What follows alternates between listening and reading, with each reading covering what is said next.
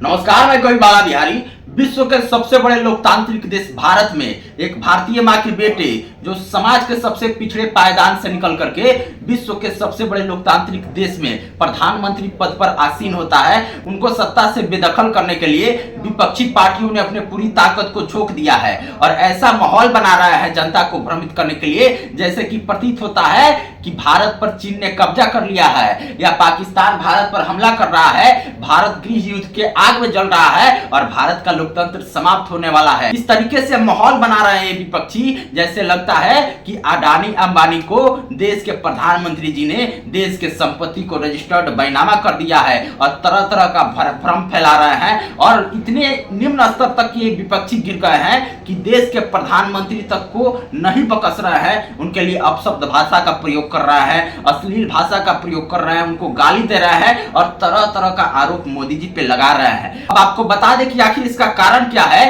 कि ये विपक्षी इतने बौखलाए हुए हैं और आवेश में आकर के जनता को भ्रमित करने के लिए और कैसे भी चकमा देकर के सत्ता हथियाने के लिए तरह तरह के आरोप मोदी जी पे लगा रहे हैं। इसका कारण भाइयों एक ही है कि ये चाय वाला एक गरीब परिवार से निकल कर आया है और ये चाय वाला चाय पिला पिला के चोरों का नींद हराम कर दिया है। लुटेरे, रिश्वतखोर, भ्रष्टाचारियों और घोटालेबाजों के लिए घोटाले का सारा मार्ग बंद कर दिया है। विपक्षियों का लूटपाट का कारोबार बंद हो गया है और इसी आवेश में आकर के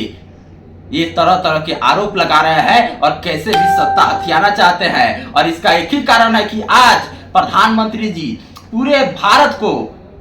जात पात से ऊपर उठ करके पूरे भारत को अपना परिवार मानते हैं, अपने परिवार के लिए, उनके सुख समृद्धि और उन्नति के लिए दिन रात मेहनत करते हैं और पूरे भारत को साथ लेकर चलने का काम करते हैं। सबके साथ और सबके विश्वास का नारा देते हैं और पूरे विश्व में भारत का तहलका मचाने का कार्य करते हैं, पूरे विश्व में भारत का डंका बजाने का कार्य करते हैं। इसलिए इन देशद्रोही गद्दार नेताओं को मोदी से तकलीफ है कि मोदी जी राम की बात करते हैं। हमारे ये वही गद्दार नेता हैं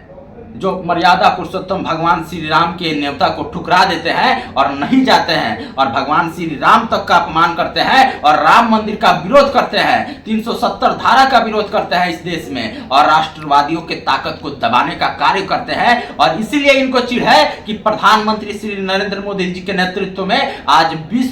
देश विकास के पथ पर अग्रसर हो रहा है और 2047 तक भारत विकसित राष्ट्र बनने जा रहा है। और मोदी जी के इस सपने में भारत का एक एक नागरिक, एक एक राष्ट्रवादी उनका साथ दे रहा है, उनको समर्थन देने की बात कर रहा है। इसलिए भ्रष्टाचारी नेता बौखलाए हुए हैं और तरह तरह का आरोप लगा रहा है। तो जनता को सावधान रहना है और सतर्क रहना है। आप अपने आने वाले पीढ़ियों के लिए